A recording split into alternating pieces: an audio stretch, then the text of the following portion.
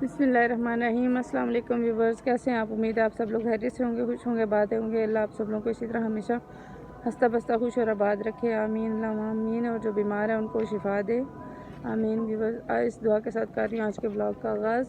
और ब्लॉग है जो मेरा लाइफ स्टोरी है। लाइफ स्टोरी के बारे में आपको बताऊँगी, अपना बचपन से लेके आज तक, बल्कि बचपन से क्या, जब अम्मी लोगों की शादी हुई है तब से लेके अब तक का जो है ना वो हालात आप लोगों के साथ शेयर करूँगी। तो वो जब अम्मी अबू मेरे की शादी हुई है ना, अम्मी मेरे की शादी मतलब जो मेरे अब्बू हैं वो अम्मी के चाचू के बेटे थे।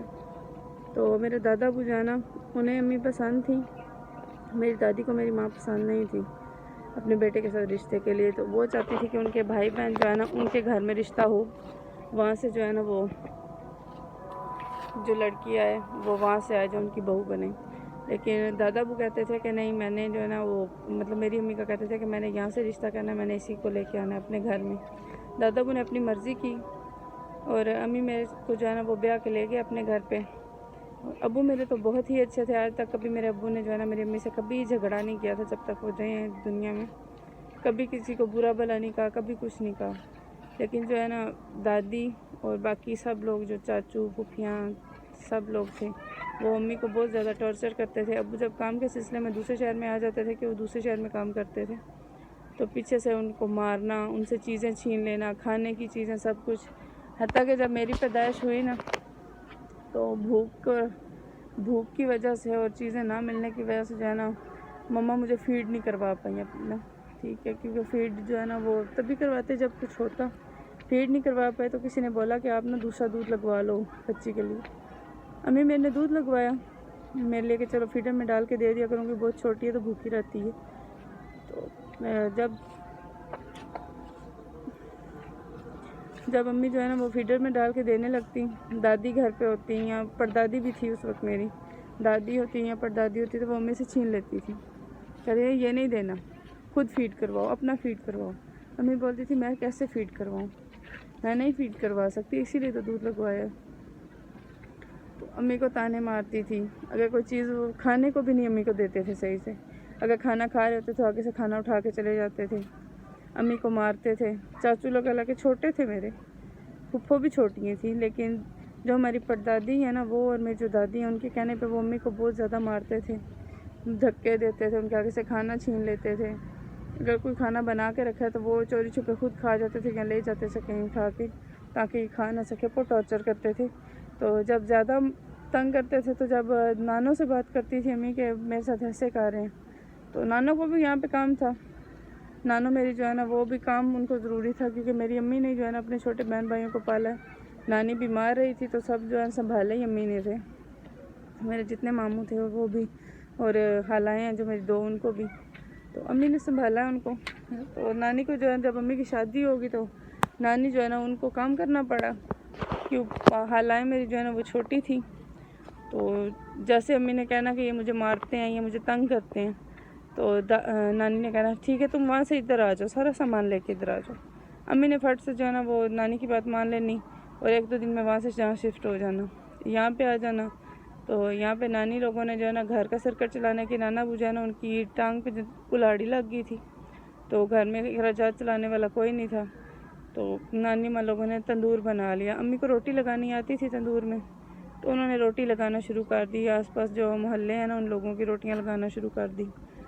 तो जब यहाँ पे तंग करते थे सब, तो यहाँ से अब्बू लोग जो है वापस उधर चले जाते थे दादी के घर। उधर से जब सब इसी तरह टॉर्चर करते थे इधर, तकरीबन जब तक मैं 5-6 साल की हुई हूँ, और पता नहीं कितने ही चक्कर हमने यहाँ से दादी के घर के और वहाँ से फिर वापस नानी के घर इधर अपने शहर में आ जाते थे वापस।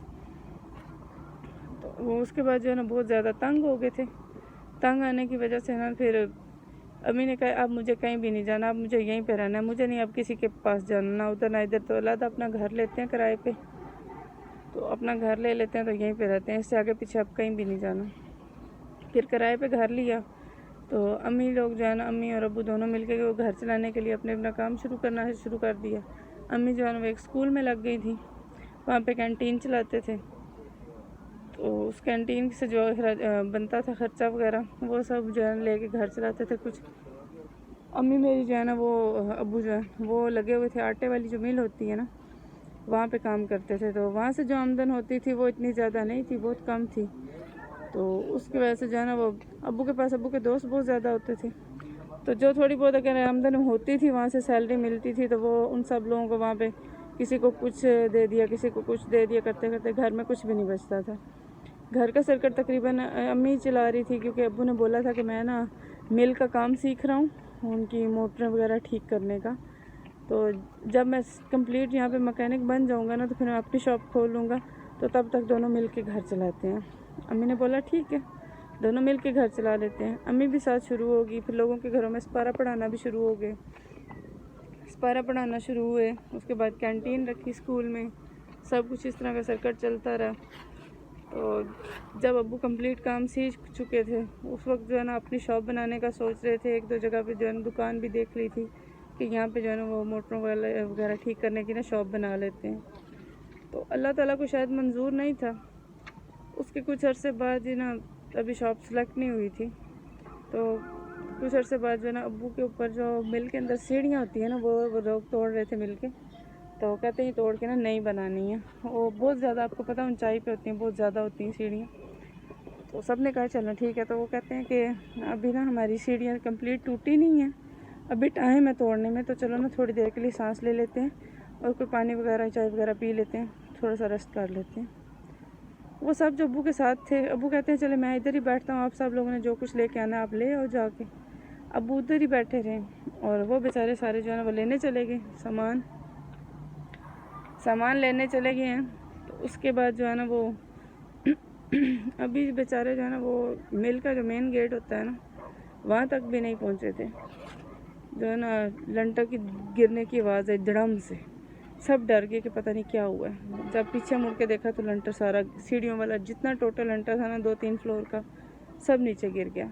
और नीचे अब्बू बैठे हुए थे, अब्बू के ऊपर गिर गया। सिर्फ अब्बू का जो है ना वो ऊपर चस्ट से ऊपर का एरिया बच गया था, उससे नीचे का टोटल एरिया जो है ना वो लंटर के नीचे दब गया था। तो वो दबने की वजह से ना बहुत ज़्यादा चोटें आई थी। और बाकी जो है स्टोरी आपको मैं नेक्स्ट पार्ट में दिखाऊंगी, तो देखते रहिएगा मेरी लाइफ स्टोरी पार्ट 2। जुड़े रहिएगा, कंटिन्यू रहिएगा, स्किप मत कीजिएगा वीडियो को।